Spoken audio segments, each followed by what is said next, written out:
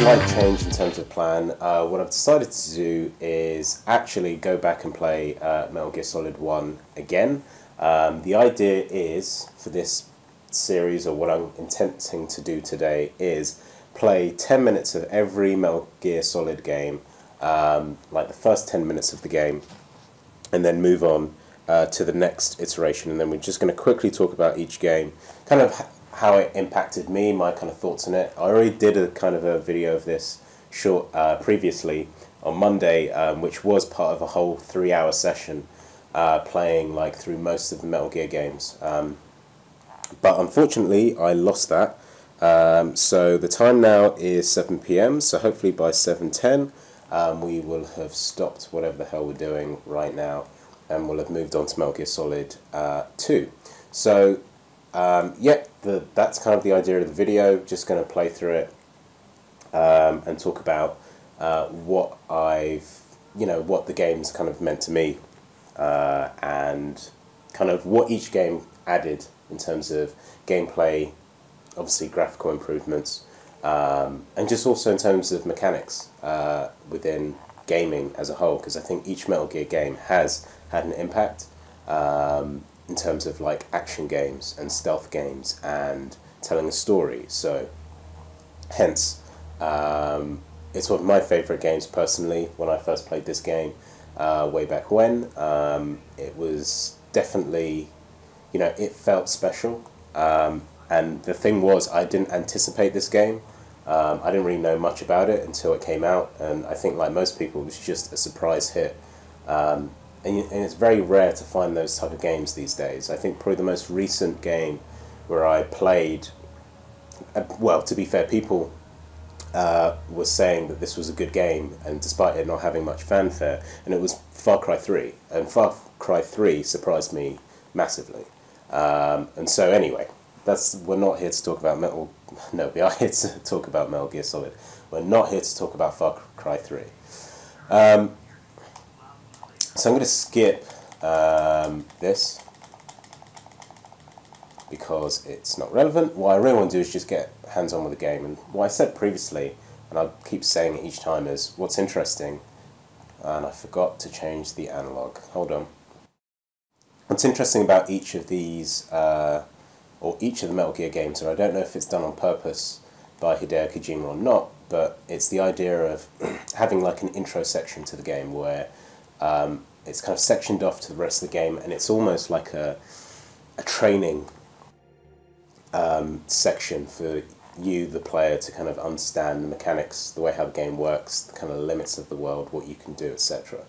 So in MGS1, I feel like this part here, where you're kind of forced to wait until the and this might lead me right to here, where you are forced to wait for the lift. I think that is kind of like your very intro into it, and also we've got these titles here running, which is very, I think, unique for its time. You don't really get that now in games still, where you've got like, you're able to play the game and the titles are still running while the game is being played. So it is very cinematic. Probably one of the first cinematic games.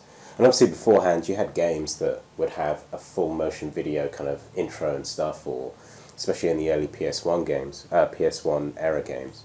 But to use all of the in-game engine to tell a story, and that's one thing that the Metal Gear series has always done. It's always used its in-game engine to tell a story, because they have always felt that the engine, that's the tools that's good enough for them to tell the story. And I guess, speaking of story, I mean, I think that's why this game series is so beloved. It's probably because of the story of this first Metal Gear game. It's that feeling of, or realization that the DARPA chief is actually Decoy Octopus, or the idea about the car keys, the card keys, and being able to like change the keys depending on temperature. The bit, we'll probably won't get to it in 10 minutes, but the bit with Armstech President Kenneth Baker, and he's saying how to contact Merrill, and he's forgotten, and he says, "We'll check the back of the CD case." Very fourth wall style kind of ideas. It's not, it's not it's breaking the rules, but it's, you know, it's not doing it in a stupid way. It's doing it in a very clever way, and I'd always respect this game for doing that. And I think a lot of people kind of hoped for more of those moments in the other versions of the Metal Gear games. And you know, we did get a couple of really good, interesting bits. I don't think there was anything that kind of surpassed the Psycho Mantis or you know, other kind of crazy moments within the game. But I mean, there are other good moments in the rest of the Metal Gear games.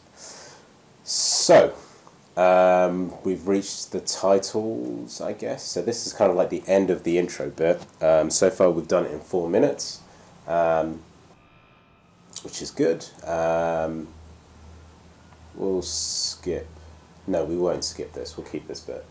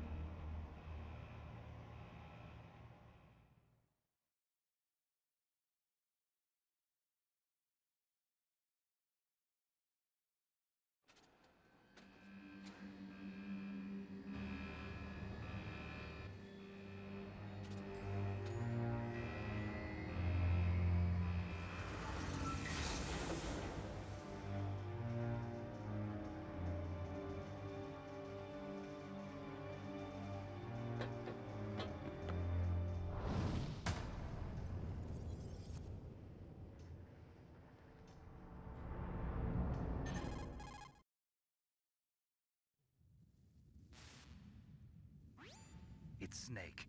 I'm in front of the disposal facility.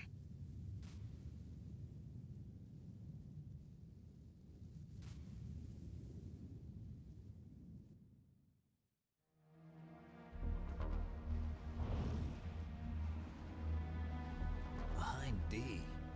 Colonel, what's a Russian gunship doing here? I have no idea, but it looks like our little diversion got their attention. Now's your best chance to slip in unnoticed.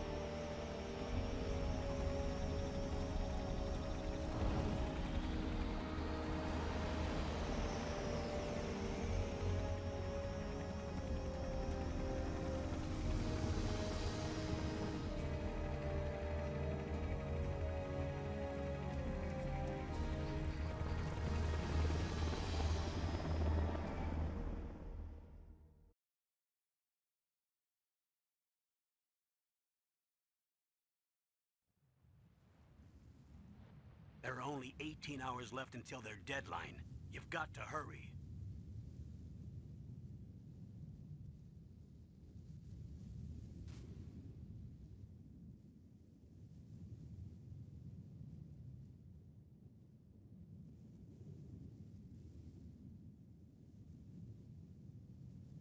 The bright dot in the middle is...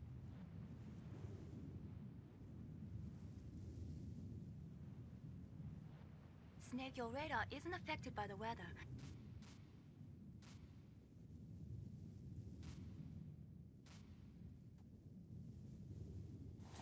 Get to some actual gameplay.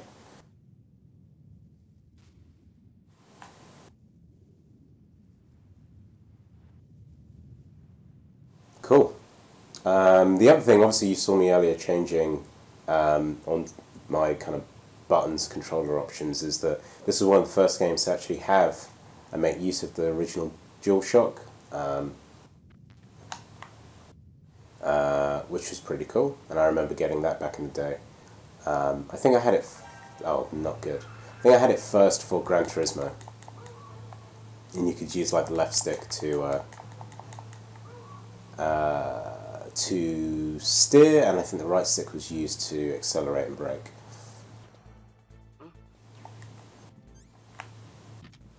I mean, stealth is really the whole point of this game, but considering we've only got a minute left, I don't think it matters too much that we just raised the alarm.